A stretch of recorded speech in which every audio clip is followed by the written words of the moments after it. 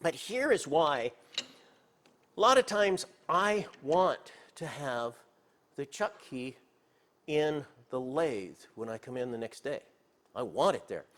Reason I want it there is because the first thing I'm going to do, I have a piece in here, I'm going to recheck and make sure that that piece is tight. I was working on it hard yesterday, and I want to make sure that the heating and cooling didn't loosen it up in the jaw. Much more dangerous to have your part fly out than some silly chuck. I am reminding myself to take care of this.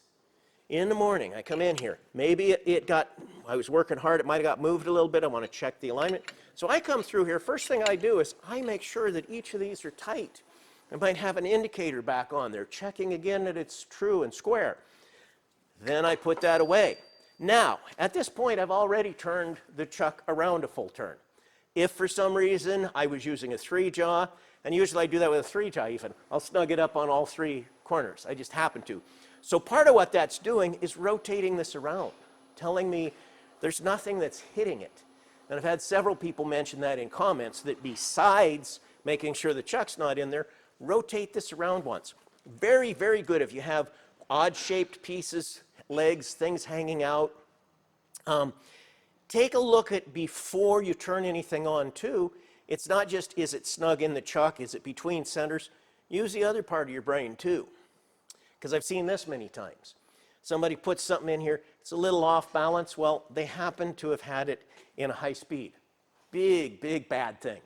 Tears stuff up, throws pieces out, breaks the center. You know, it looks okay at first. They thought they were going to be going 112 RPM, and they end up, it was at 1600 for some reason, you know. Look everything over. And especially if you're new to this, if you're really new, while you're looking everything over, go turn the main breaker switch, like this one. You have a separate off over there. That's a double shut off. Have them both shut off, you know. Check things over. Allow yourself to turn one on. Check again that this is in neutral.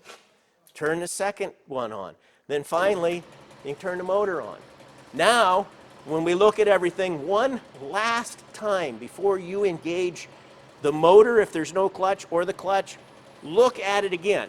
You don't necessarily need to turn it at this point, but look at it again and think about how bad it's going to be if you were to get caught in it. Make sure, beyond anything else that might fly out, make sure you're not caught in it. Then you can turn on the machine, which if we had it in gear, it would rotate. But I did not check that because I was just talking on a video.